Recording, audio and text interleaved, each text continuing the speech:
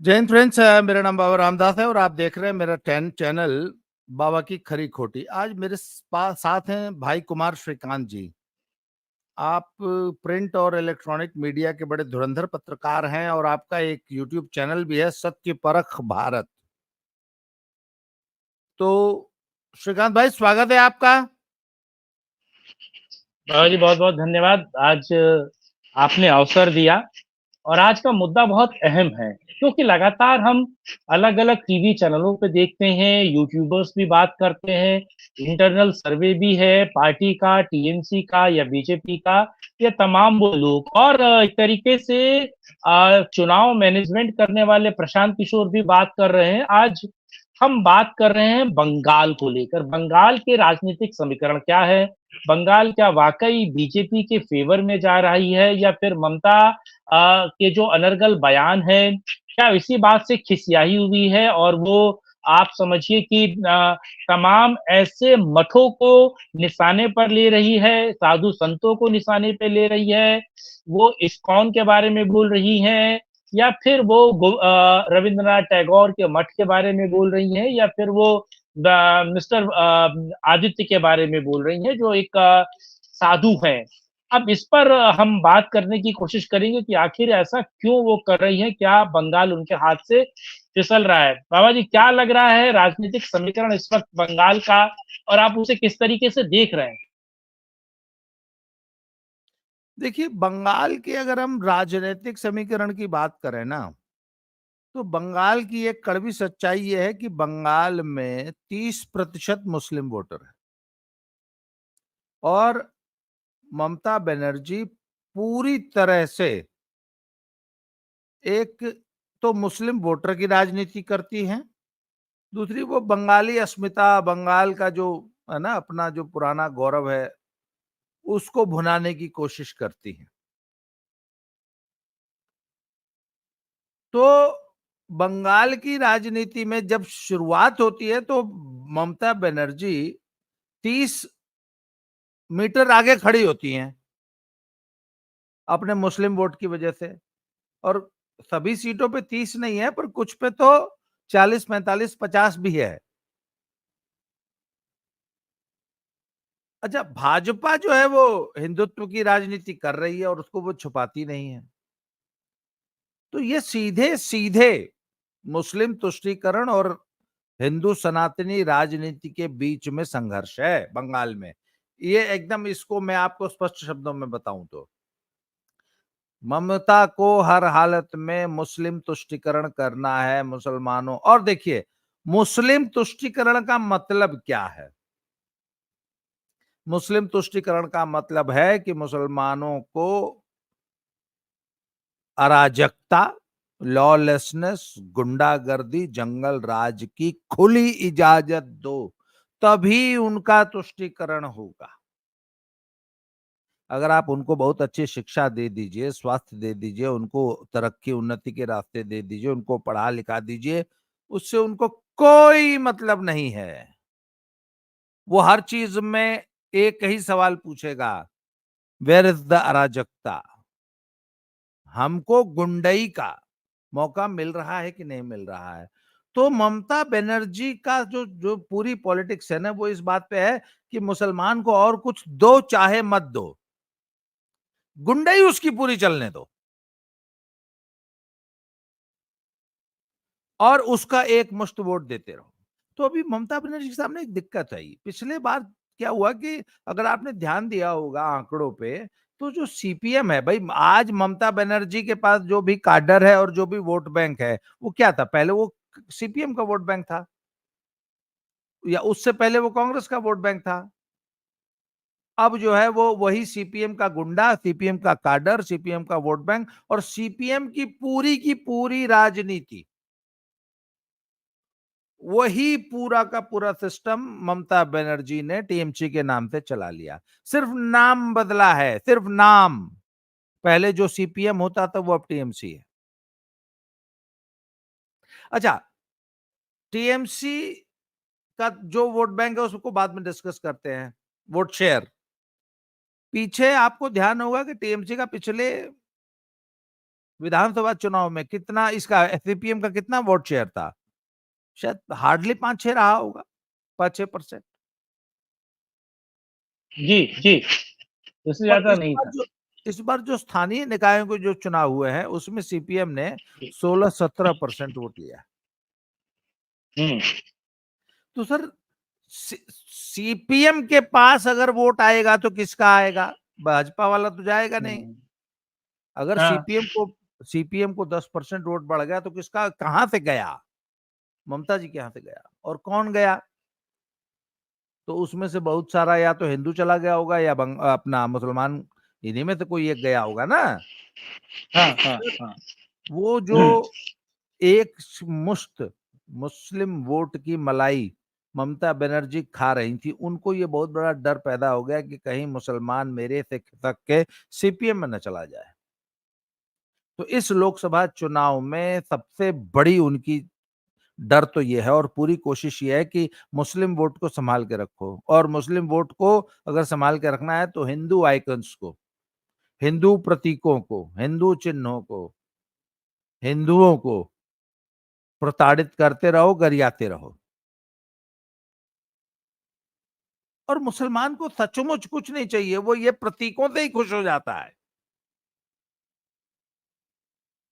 तो ये है सर इन टोटालिटी जी, ममता बनर्जी की राजनीति। ठीक। अच्छा, हमने बंगाल को लेकर तमाम मुद्दे सोचे, देखे, कट मनी का मुद्दा था, भ्रष्टाचार का मुद्दा था। लेकिन एक चीज़ बंगाल में जो नया चल रहा है, जमाई टोला, यानी कि मुस्लिम जो युवक है, जो बांग्लादेशी है, उनको उन जगह पर जो जो महिलाएँ हैं और जो घर है, उनमें उनकी शादी करवाई जा रही है और उनको यहीं की नागरिकता दिलवाई जा रही है और पूरी जगह का डेमोग्राफी चेंज करने की कोशिश की जा रही है।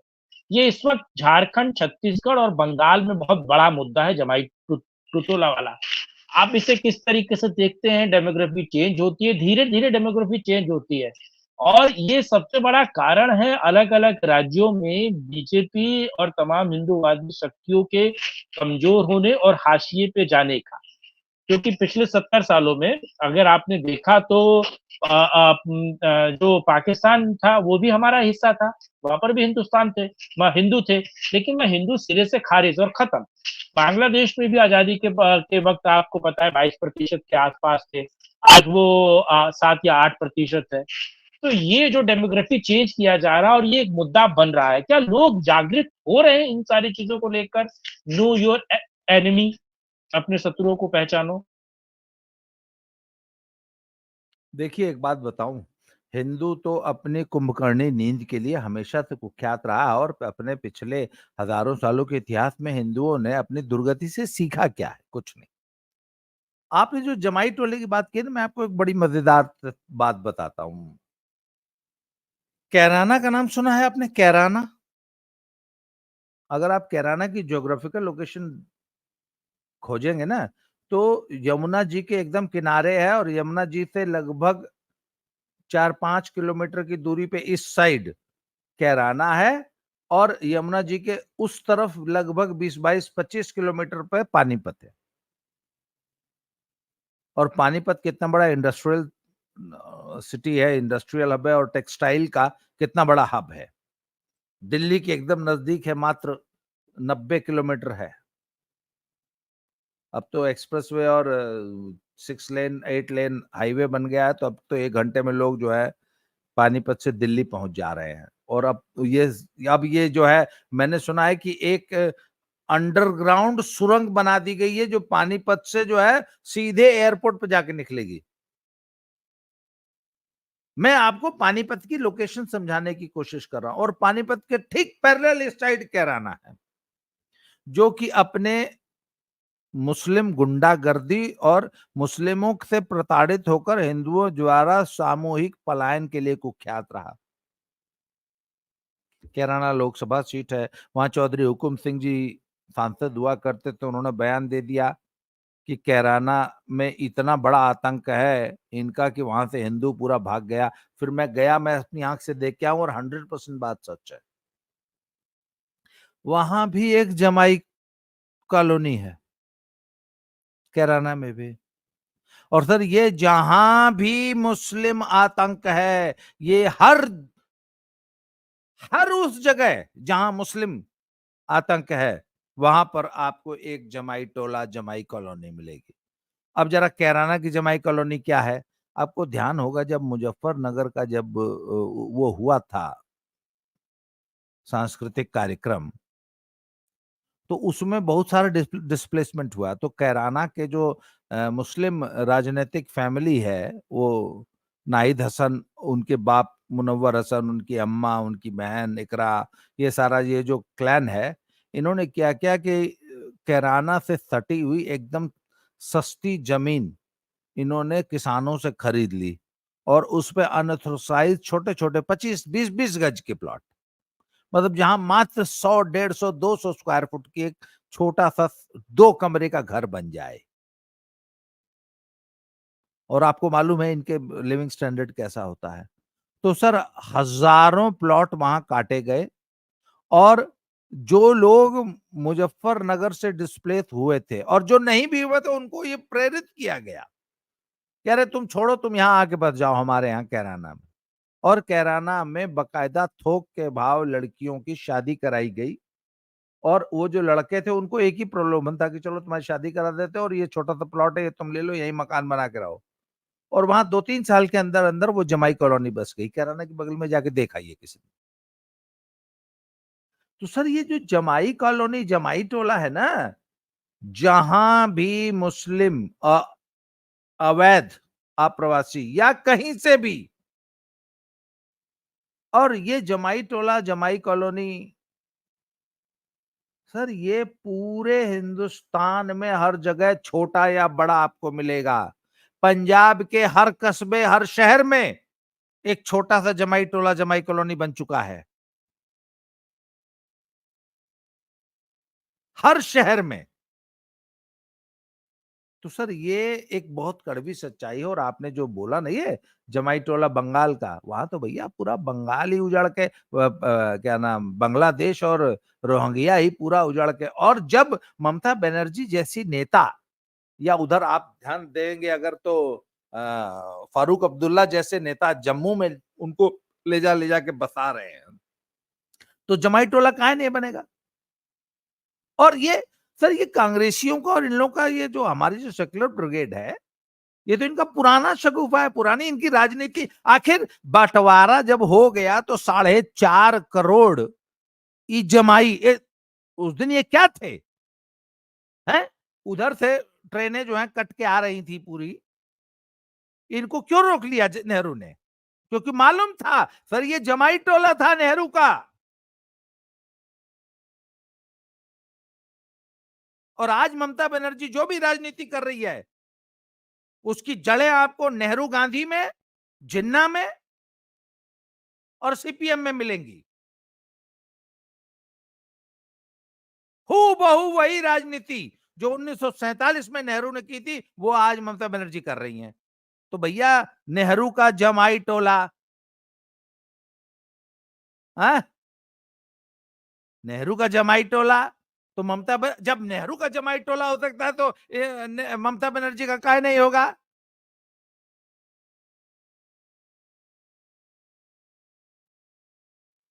हाँ, जी। ये तो सही कह रहे हैं आप, बिल्कुल। अब जरा बंगाल में बीजेपी की शक्तियों पर बात करें। जब से मुझे लगता है कि दिलीप घोष के बाद शुवेंदु अधिकारी कहीं एक तरीके से बीजेपी के सर्वे सर्वा या फिर बीजेपी की सारा काम अगर वो देख रहे हैं, तो उस आदमी ने बीजेपी को बहुत मजबूत किया है। क्योंकि वो उसी मशीनरी से निकल कर आया है, यानी कि टीएमसी और कम्युनिस्ट मशीनरी को बेहतर समझता है। और वो आयातित ही है, लेकिन वो बेहतर तरीके से ममता बनर्जी के नाक पर पानी भर रहा है। तो बीजेपी के लिए वहां से क्या निकलता हुआ देख रहे हैं? क्या 19 के परफॉर्मेंस से बेहतर करेगी बीजेपी? और बड़ा कारण क्या है? और सबसे महत्वपूर्ण, इसी सवाल से एक सवाल जोड़ रहा हूं, क्या बंगाल में जो मुस्लिम वोट बैंक है, क्या वो स्प्लिट होगा? क्योंकि अलग अलग जगह पर देख रहे हैं, वो कुरकुरे शरीफ हो या यूसुफ पठान को लाकर चौधरी साहब का खेल बिगाड़ने का काम किया गया हो, वो बहुत अलग-अलग जगहों पर स्प्लिट हो रहा है या फिर ममता के साथ एक मुश्त खड़ा है?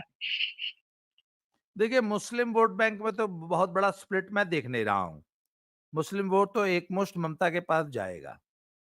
हाँ, बंगाल का हिंदू उसे स्पेशली संदेश खाली के बाद थोड़ी-सी ऐसा सुना है कि अकल आई है। अब कितनी अकल आई है तो 4 तारीख को पता लगेगा।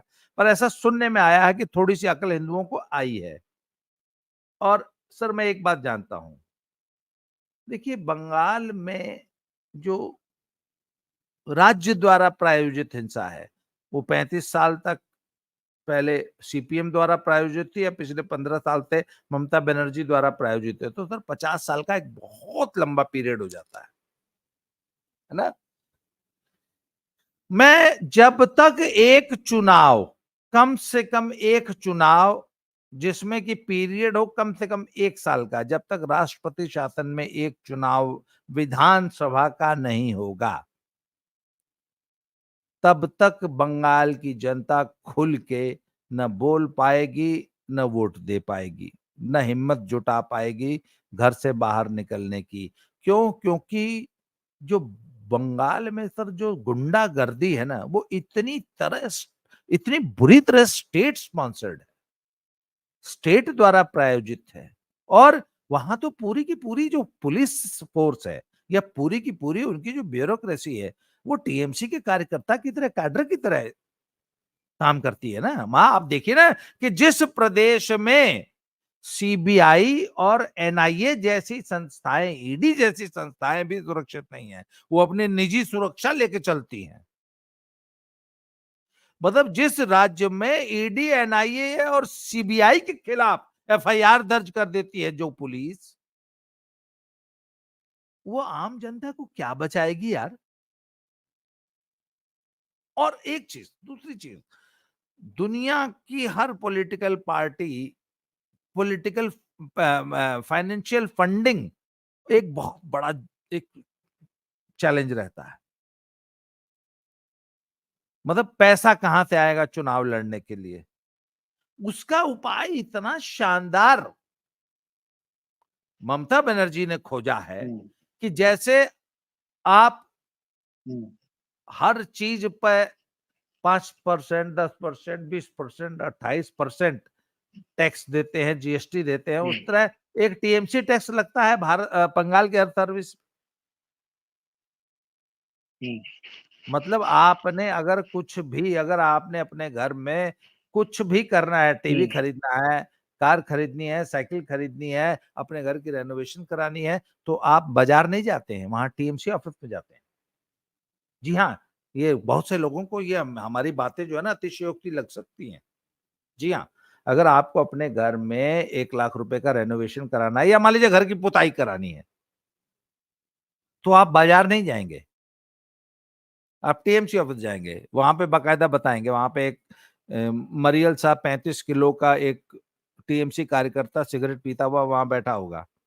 फिर आप उसको बताएंगे कि लगभग हमको 1 लाख, आप बजट बताएंगे, लगभग 1 लाख रुपया है हमारे पास, हमको जो है वो करना है, अपने घर की पुताई करानी है। फिर वो एक कागज पे आपको एक दुकान का नाम लिख के देगा कि जाइए फलानी दुकान पे जाइए। तो जब आप फलानी दुकान पे जाएंगे, तो वह आपको सामान जो चाहिए होगा आपका, और कारीगर भी वही देगा, सामान भी वही देगा, और हर बाकायदा बड़ी अच्छा ईमानदारी से 100 रुपए की चीज का 130 रुपए लेगा आपसे, और कह के लेगा उसमें। आपने जैसे पक्का बिल नहीं होता है, बिल बनता है भाई कि एमआरपी 100 रुपया, बेईमानी ईमानदारी के साथ। हाँ मनी टू बी पेड 130, वो 30 रुपया टीएमसी का गुंडा टैक्स है। और वो दुकानदार शाम को वो 30% बकायदा टीएमसी ऑफिस में विद बिल हुँ, पर्चा जमा करा अच्छा, देगा। उस अब मान लीजिए 1 लाख में 30,000 रुपया वो टीएमसी टैक्स, गुंडा टैक्स हुआ, वो 30,000 उसने राइट, जमा करा दिया। उस 30,000 में से जी, ऑफिस खर्चा और कार्डर का खर्चा मान लीजिए 5% काट के बकायदा बाकी पैसा जो है टीएमसी के हेड ऑफिस में वह कार्यालय जमा करा देगा। ये व्यवस्था पूरे बंगाल में लागू है। अगर आपको सिलीगुड़ी स्टेशन पर रेल नीर बेचना है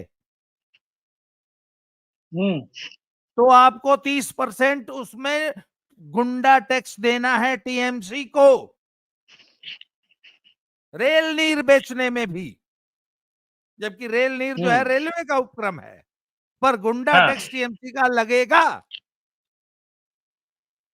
तो सर, जहां हर चीज पे 30% टीएमसी गुंडा टैक्स है, तो ऐसी कंपनी, ऐसी पार्टी को फंडिंग की चुनाव लड़ने में क्या कमी है? आप बताइए। सही बात है। हाँ? अच्छा, एक चीज मुझे बताइए, ये सब बड़ा वो इलेक्टोरल बॉन्ड दुनिया की सबसे बड़ी वसूली स्कीम है, ये सब ये बोल रहे थे। आज तक मेन स्ट्रीम मीडिया में आज तक किसी माई के लाल ने ममता बनर्जी की इस गुंडागर्दी पे कोई वीडियो आपने रविश कुमार के मुंह से या सत्यहिंदी.com से या अजीत अंजुम से या किसी राठी के मुंह से सुनी है बात कि भैया ये गुंडागर्दी पिछले 50 साल से क्यों चल रही है बंगाल में?